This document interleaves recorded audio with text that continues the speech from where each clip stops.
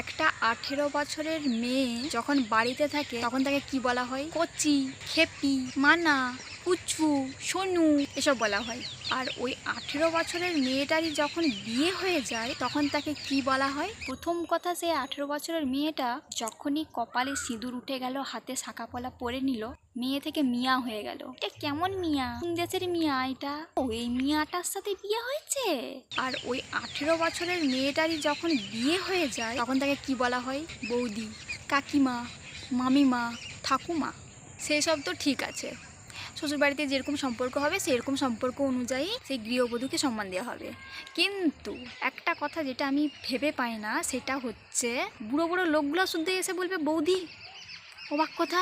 আরে বাবা, বয়সটা দেখ মেয়েটার, 18-19 বছরের মেয়ে, একটা কোথায় 50-60 বছরের একটা লোক এসে তাকে বৌদি বলছে। বলতে কি লজ্জাও লাগে না একটু ওই লোকগুলোর?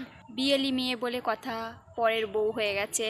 পরের বউ তো সবসময় বেশি মিষ্টি হয় নিজেদের বউয়ের থেকে। সেই বুড়ো লোকগুলোও শুধু 18 বছরের একটা মেয়েকে এসে বলবে বৌদি বৌদি বৌদি। কোথায় যাচ্ছ বৌদি? বৌদি কি করছো? আসলে কি বলো তো, বৌদি বললে একটু তার সাথে ঠেসাঠেসি, একটু রসিকতা করতে ভালো লাগবে। বৌদি মানেই তো একটু মজা করার জন্য, তো একটু ঠাট্টা করার জন্য, একটু ইয়ার্কি মারার জন্য। সেই জন্য বিয়ালি মেয়ে দেখলেই প্রথমেই সবাই একটাই কথা দিয়েই সম্মান করে, বৌদি।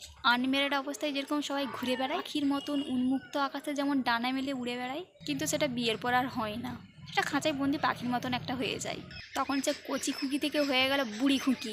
সব থেকে যেটা বড় কথা সেটা হচ্ছে আনম্যারিড অবস্থায় যেরকম সব ছেলেরা পেছনে এসে লাইন মারে, বিয়ের পর সেটা আর হয় না। বিয়ের পর কেমন একটা বুড়ি বুড়ি টাইপের হয়ে যায়, প্রথম কথা।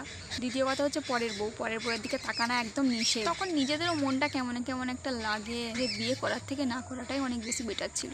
বিয়ে না করলে কত ছেলেরা পিছনে লাইন মারে, আর বিয়ে করে ফেললে কেউ লাইন মারে না পেছনে। তখন আর কেউ পাত্তাই দেয় না, তখন সবাই বলে দূর, ওর তো বিয়ে হয়ে গেছে। মানে যতক্ষণ গাছের উপরে ফলটা থাকবে ততক্ষণ সবারই নজর, ফলটা যখনই পড়ে গেল তখন আর কেউ তাকাবেও না ফিরে।